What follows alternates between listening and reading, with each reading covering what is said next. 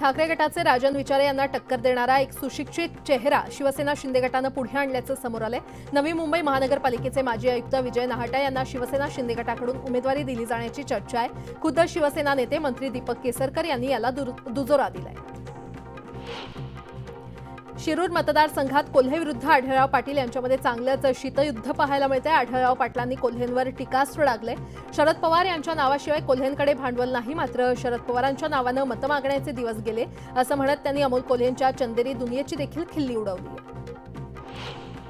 उपमुख्यमंत्री देवेंद्र फडणवीस आणि भाजपचे प्रदेशाध्यक्ष चंद्रशेखर बावनकुळे उद्या वर्धा दौऱ्यावर असणार आहेत। यावेळी भाजपचे उमेदवार रामदास तडस यांच्या मानांकन अर्ज पदयात्रेमध्ये ते सहभागी होणार आहेत आणि यावेळी महायुतीच्या वतीनं वर्ध्यामध्ये शक्ती प्रदर्शन करण्यात येणार आहे अशी माहिती भाजपचे उमेदवार रामदास तडस यांनी दिली आहे। अब की बार 400 पारसाठी भाजपनं मेगा प्लॅनिंग केलेली आहे। 6 एप्रिलला भाजप स्थापना दिनानिमित्त भाजप राज्यभरात प्रत्येक बूथच्या माध्यमातून मतदारांपर्यंत पोहोचणार आहे। देवेंद्र फडणवीस, चंद्रशेखर बावनकुळे यांच्यासह सर्व मंत्री आणि आमदार हे अभियान राबवणार आहेत। नागपूरमध्ये केंद्रीय मंत्री नितीन गडकरींच्या प्रचारासाठी देवेंद्र फडणवीस नागपूर दौऱ्यावर आहेत, तर दुसरीकडे वर्ध्यामध्ये अमर काळे हे शरद पवारांच्या उपस्थितीमध्ये उमेदवारी अर्ज दाखल करणार आहेत। यवतमाळमध्ये उद्धव बाळासाहेब ठाकरे गटाचे संजय देशमुख उमेदवारी अर्ज दाखल करणार असून यावेळी आदित्य ठाकरे, रोहित पवार उपस्थित असतील। अमरावतीतील जागेचा पेच दिवसेंदिवस वाढताना दिसतोय। नवनीत राणांच्या विरोधात बच्चू कडू यांनी कंबर कसले। यावेळी ब्रह्मदेव जरी आला तरी अमरावतीच्या जागेवर लढणारच असा निर्धार बच्चू कडू यांनी केलाय। महाराष्ट्रातील सर्व जागांबाबत विचार करू, मात्र अमरावतीची जागा सोडणार नाही असं कडूंच्या भूमिकेमुळे महायुतीत देखील तिढा निर्माण झालाय। सध्या राज्यभरात निवडणुकांचे वारे वाहत आहेत। अशातच चंद्रपूर जिल्ह्यातील वनिता राऊत यांनी या अखिल भारतीय मानवता पक्षाच्या उमेदवार आहेत। सध्या त्या त्यांच्या अजब आश्वासनानं चर्चेत आल्यात। त्यांनी आश्वासनाच्या यादीत आनंदाच्या शिध्यासोबतच दारू आणि बियर देखील देण्याचा प्रस्ताव दिलाय। तसंच बेरोजगार युवकांना दारूचे परवाने वितरित करण्यावर देखील त्या ठाम आहेत, त्यामुळे त्यांची सर्वत्र चर्चा होते। लोकसभा निवडणुकीच्या जागा वाटपासाठी महायुतीची बोलणी अजूनही सुरूच आहे। जागा वाटपावर तोडगा काढण्यासाठी वर्षा बंगल्यावर बैठका घेण्यात येणार असून नाशिक, रत्नागिरी आणि छत्रपती संभाजीनगरच्या जागांबाबत आज अंतिम चर्चा होण्याची शक्यता आहे। मुख्यमंत्री एकनाथ शिंदे यांच्यासाठी प्रतिष्ठेच्या असलेल्या ठाणे लोकसभा मतदारसंघातील महायुतीचा उमेदवार अद्यापही ठरला नाहीये। ठाणे लोकसभेचा उमेदवार कोण असेल याबाबत चाचपणी करण्यात येणार आहे। मुख्यमंत्री एकनाथ शिंदेंनी इच्छुक उमेदवारांसोबत बैठक घेणार असून त्यानंतर ठाणे लोकसभा मतदारसंघाचं चित्र स्पष्ट होणार आहे। सातारा जिल्ह्यातील महायुतीच्या आमदार आणि खासदार यांची बैठक होणार आहे। सातारा लोकसभा मतदारसंघात ही महत्त्वाची बैठक आहे। या बैठकीमध्ये महायुतीच्या सर्व पक्षाचे जिल्हाध्यक्ष सुद्धा उपस्थित असतील।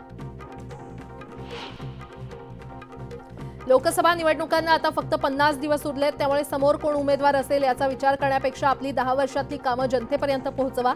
जनता सुज्ञ आहे, त्यामुळे ओव्हर कॉन्फिडन्स कोणत्याही कार्यकर्त्यामध्ये आणि पदाधिकाऱ्यामध्ये नको असा कानमंत्र श्रीकांत शिंदे यांनी कार्यकर्त्यांना दिला।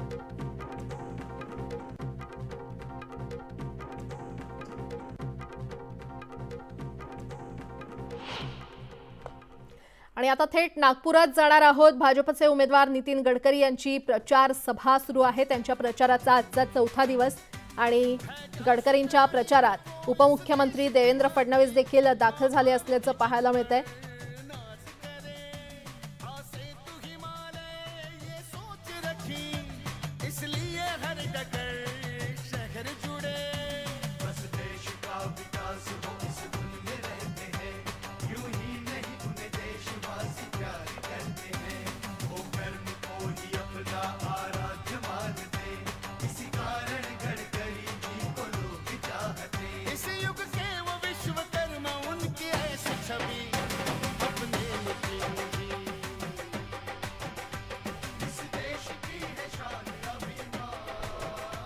आणि या संदर्भात अधिक माहिती देत आहेत आमचे प्रतिनिधी उदय तिमांडे आपल्यासोबत जोडले गेलेले आहेत। उदय, नितीन गडकरी यांची प्रचार सभा आज पुन्हा एकदा सुरू झालेली आहे आणि आज देवेंद्र फडणवीस देखील त्यांच्या या प्रचार सभेत उपस्थित आहेत।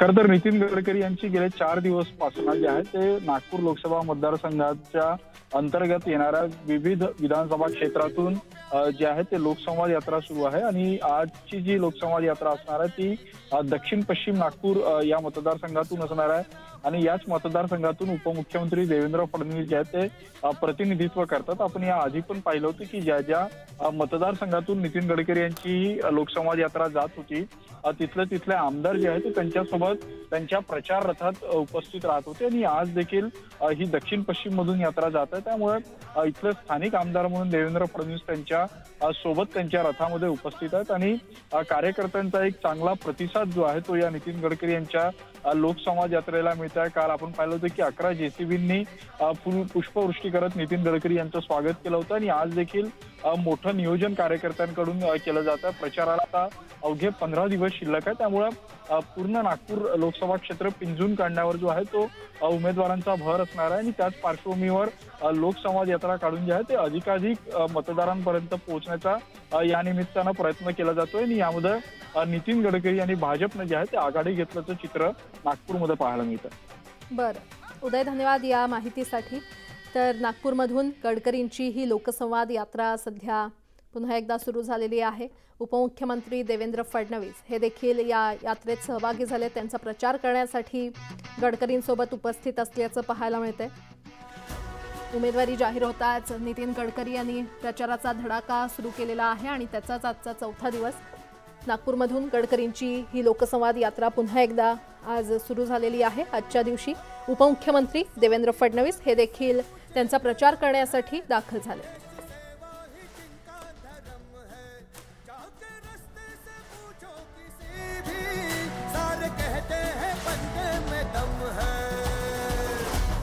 नागपूरमधून भाजपचे उमेदवार नितीन गडकरी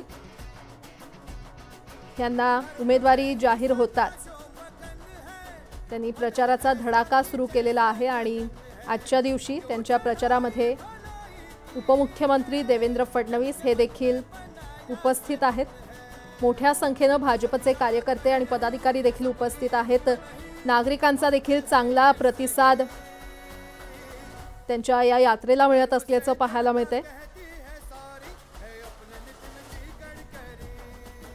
नागपूर मतदारसंघातून भाजपचे उमेदवार असलेल्या केंद्रीय मंत्री नितीन गडकरी यांनी प्रचाराचा हा धडाका सुरू केलेला आहे आणि लोकसंवाद यात्रेच्या माध्यमातून त्यांनी प्रचाराला खरं तर गेल्या 4 दिवसांपासूनच सुरुवात केली आहे आणि आजच्या दिवशी उपमुख्यमंत्री देवेंद्र फडणवीस हे देखील त्यांच्या प्रचारासाठी नागपुरात दाखल झालेत।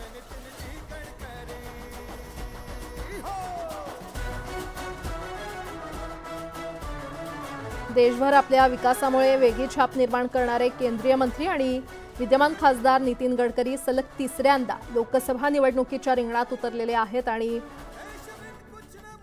काही दिवसांपूर्वी त्यांनी आपला उमेदवारीचा अर्ज दाखल केला आणि त्यानंतर त्यांनी प्रचाराचा हा धडाका सुरू केलेला आहे। जोरदार शक्ती प्रदर्शन त्यांच्याकडून करण्यात येते।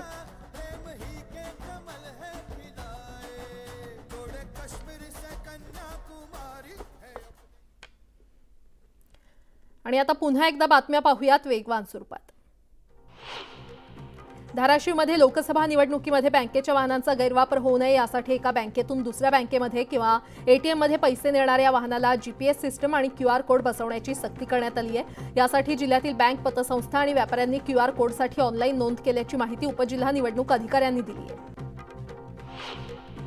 10वी आणि 12वीची परीक्षा संपल्यानंतर पुण्याहून गावी जाणाऱ्या प्रवाशांची संख्या वाढली आहे, त्यामुळे वाढत्या गर्दीच्या पार्श्वभूमीवर पुण्याहून सातारा, नाशिक, मुंबई आणि छत्रपती संभाजीनगरसाठी ज्यादा बसेस सोडण्याचा निर्णय एसटी प्रशासनाने घेतलेला आहे। ऐन निवडणुकीच्या काळात देशात उष्णतेची लाट येण्याचा अंदाज हवामान खात्याने वर्तवला आहे। मध्य आणि पश्चिम भारताला उष्णतेच्या लाटेचा धोका असून विदर्भ, मराठवाड्यात देखील तापमान 2 ते 3 अंशांनी वाढण्याची शक्यता आहे। लोणावळा नगर परिषदेने यंदा विक्रमी कर वसुली केली आहे। शहरातील 20,977 मालमत्तांची नोंदणी पालिकेकडे होती, त्यांच्याकडून जवळपास 28 कोटी 70 लाखांची वसुली करण्यास पालिकेला यश आले, तर ज्यांनी कर थकीत ठेवलाय त्यांचे नळ कनेक्शन बंद करण्यात आले।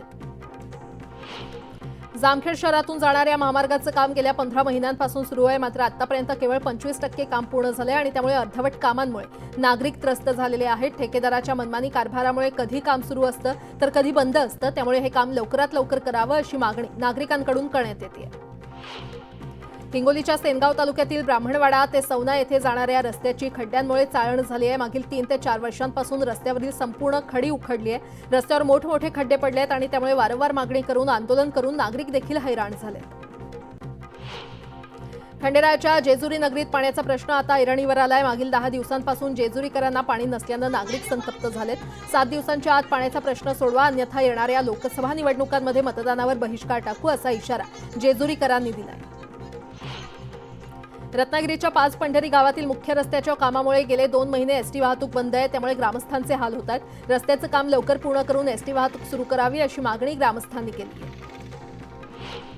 छत्रपती संभाजीनगरातील घाटी रुग्णालयामध्ये 217 पैकी 209 प्रकारच्या औषधांचा साठा आहे। मात्र 8 प्रकारचे इंजेक्शन उपलब्ध नाहीयेत। लवकरच हे प्राप्त होणार असल्याचं अधिष्ठाता डॉक्टर शिवाजी सुकरे यांनी सांगितलंय।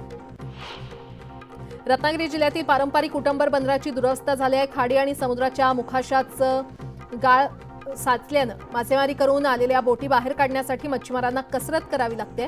प्रशासनाला वारंवार सांगून देखील कोणतीही उपाययोजना होत नसल्यानं प्रशासन गंभीर नसल्याचा आरोप मच्छीमारांकडून करण्यात येतोय।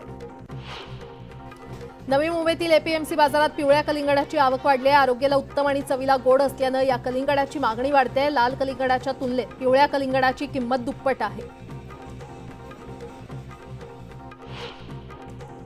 मावळच्या मालेवाडीतील महिलांना हंडाभर पाण्यासाठी भटकंती करण्याची वेळ आली आहे। पिंपरी चिंचवडला पाणीपुरवठा करणारं पवना धरण जवळ असूनही देखील ग्रामस्थांना टंचाईचा सामना करावा लागतो आणि त्यामुळे धरण उशाला कोरड घशाला असं म्हणण्याची वेळ या नागरिकांवर आली आहे।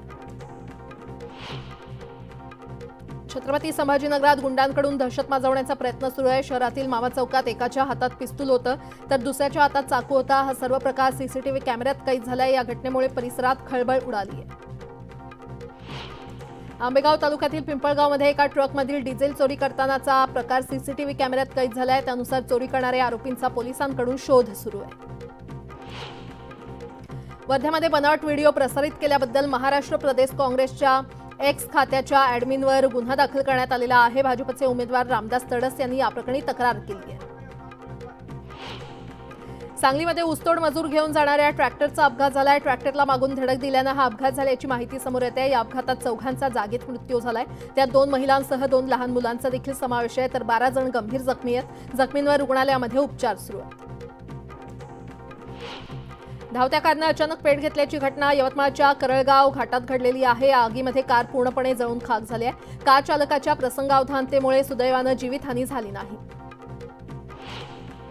पुणे जिल्ह्यातील आंबेगाव तालुक्यात कासारमळा परिसरात 1 वर्षाच्या बछड्यावर वन्य प्राण्यांनी हल्ला केला। या हल्ल्यामध्ये बिबट्या गंभीर जखमी झालाय। वन विभागाला माहिती मिळताच त्यांनी बछड्याला उपचारासाठी रुग्णालयात दाखल केलं। त्याची प्रकृती आता स्थिर असल्याची माहिती वन विभागानं दिली आहे।